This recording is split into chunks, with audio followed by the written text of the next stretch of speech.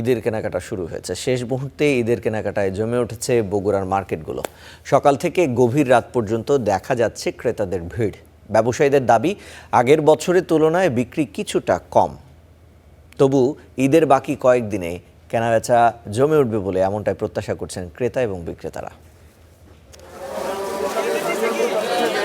মার্কেটে মার্কেটে ক্রেতাদের ভিড়। পছন্দের পোশাক কিনতে ঘুরছেন এক দোকান থেকে অন্য দোকানে। শেষ মুহূর্তে ঈদ কেনাকাটায় জমজমাট বগুড়া শহরের নিউ মার্কেট, সাতমাথা, রানার প্লাজা ও হকার্স মার্কেট এখন সরগরম ক্রেতা বিক্রেতার হাক ডাকে। ফুটপাতেও ভিড় বাড়ছে সমান তালে।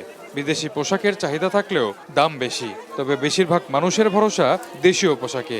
একটু জামা কাপড়ের দিক দিয়ে দাম বেশি, বাচ্চাদেরও দাম বেশি, আবার থ্রি পিসের দাম বেশি, আমাকে পাঞ্জাবির দামও বেশি। বাজারে আপনার এই সুতি কাপড় যেগুলো আমরা বাসায় পরি সেগুলো আপনার 1200-1400 এইরকমভাবে বেচা হচ্ছে। তো এত দাম হলে তো মানুষ তো কিনতেই পারবেন না। এখন মাঝামাঝি পর্যায়ে আছি, জামা কাপড় কেনা হয়েছে, এখন কসমেটিক্স, জুতা সবকিছু এগুলো কেনা হবে। ব্যবসায়ীদের আশা, শেষ সপ্তাহে বেচা কেনা আরও বাড়বে।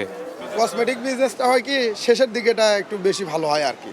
এখন মোটামুটি তাও আলহামদুলিল্লাহ ভালো। কাস্টমার ওই তো মিডিয়াম রেঞ্জের কাস্টমারগুলোই বেশি, হাই কোয়ালিটির দামি শাড়ির কাস্টমার খুব কম।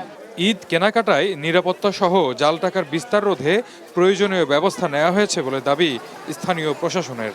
আমাদের টহল, বিশেষ করে জাল টাকা প্রবণতা থাকে মানুষকে চালিয়ে দেওয়ার, সেটাতে সজাগ থাকার জন্য সবাইকে বলা হয়েছে। আইন শৃঙ্খলা বাহিনীর টহল সবখানে আছে, মানুষের গুরুত্বপূর্ণ জিনিস যাতে হারিয়ে না যায় সকল বিষয়ে আলোচনা করেছি, মানুষ যাতে নির্বিঘ্নে চলাচল করতে পারে এবং এই সমাগম কেন্দ্র করে যেতে বিভিন্ন সময়ে যাতে যানজটের যাতে তৈরি না হয়। এবার ঈদে 12টি উপজেলায় প্রায় 300 কোটি টাকার বেশি কেনাবেচার আশা ব্যবসায়ীদের।